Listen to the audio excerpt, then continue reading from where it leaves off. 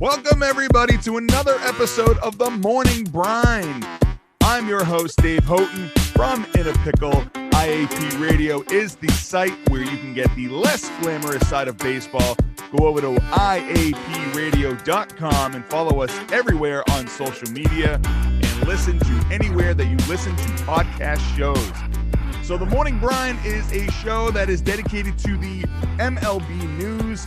Obviously, it's the off season and there isn't a lot of stuff going on, but we do have free agent news. So as you know, the collective bargaining agreement between owners and players are about to expire on Wednesday. It's assumed that an agreement will not be reached in the coming days, which means that free agency and trade talks will be completely shut down and a lockout will be put in place later this week. So it appears that we are set for a flurry of moves, as there might be some players who don't want to go several weeks, or hopefully not months, without knowing where they'll play in 2022, if the season actually takes place, and it better because I've just paid for my season tickets for the Red Sox. So on Sunday, the Rays started the day by signing Corey Kluber to a one-year deal, pending a physical, of course. The deal is worth $8 million, and it includes incentives. Kluber, who is 35, went 5 for 3 with a 3.83 ERA and 82 strikeouts in 80 innings for the Yankees last season. Corey, if you remember, was an ace with Cleveland. He is a 3-time All-Star and a 2-time Cy Young winner.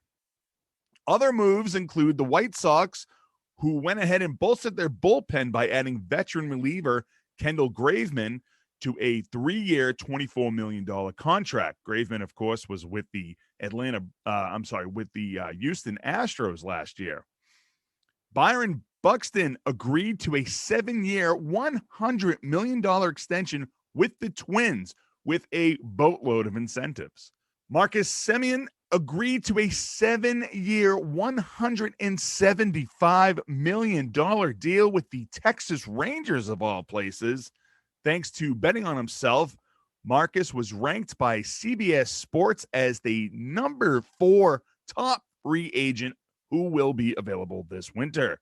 He earned himself a big payday by hitting .265 with 39 doubles, 2 triples, 45 homers, 102 RBIs, 815 runs, and 15 steals in 2021 with the Toronto Blue Jays.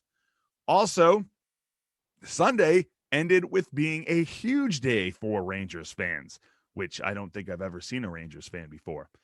In addition to Marcus Semien signing, they also reportedly agreed to a 4-year, $56 million deal with John Gray. Gray, of course, was with the Colorado Rockies last 7 seasons. The Rangers lost 102 games last season and don't have a bunch of young talent on the cusp of breaking through to the major league level. They also had a payroll pretty much down as low as it can get heading into the offseason.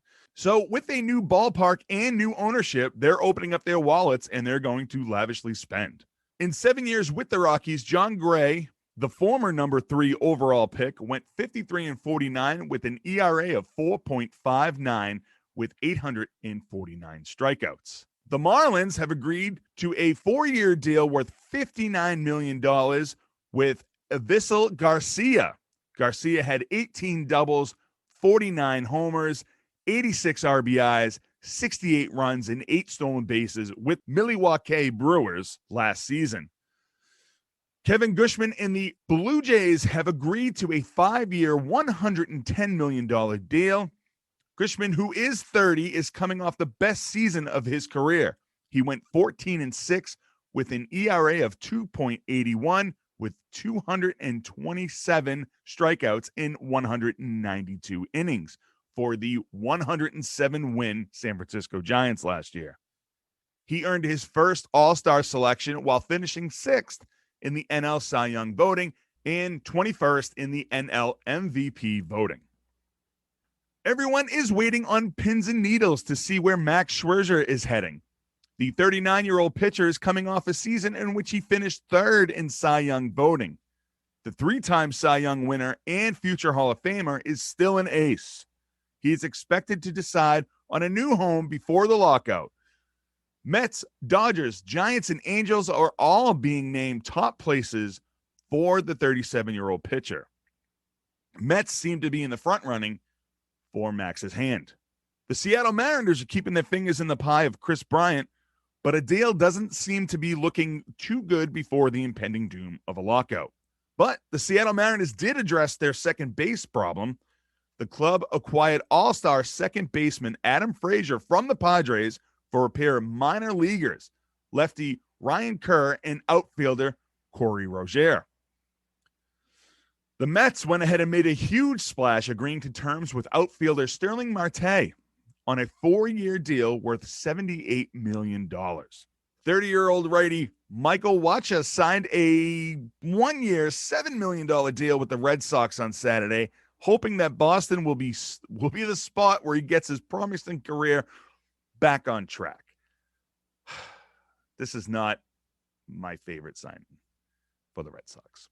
He is coming off a blah-blah season with Tampa, in which he went 3 for 5 with an ERA of 5.5 in 29 games, 23 of them being starts.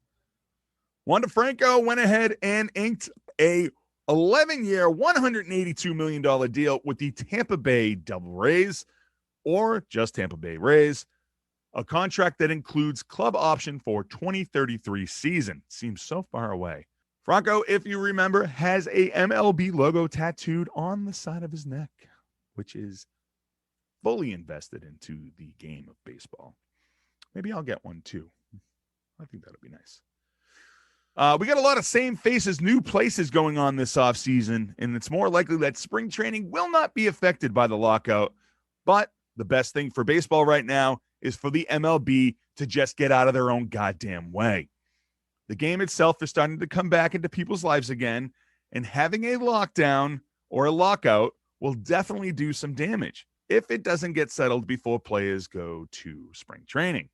Let the kids play. So that's going to be it for the Morning Brine. Thanks for joining me here.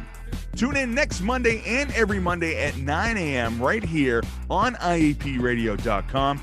We go live on TikTok every Monday at 9 a.m. And of course, you can watch this video on YouTube. Go ahead and like and subscribe and hit that little bell where you get notifications that saying, hey, this handsome face is back on TV. Go over to IAPradio.com and follow the show on all social media accounts and listen to season 1 of the podcast anywhere that you listen to your favorite shows. Make sure to tap that screen and follow everyone in the chat on TikTok. We will see you next time on The Morning Brine. And if you missed the show, please go over to YouTube, like and subscribe, like I said. Hit that little bell icon, and you'll never miss an episode of The Morning Brine. I'm Dave Houghton from In a Pickle. Thanks for watching, and we will see you next time. Goodbye.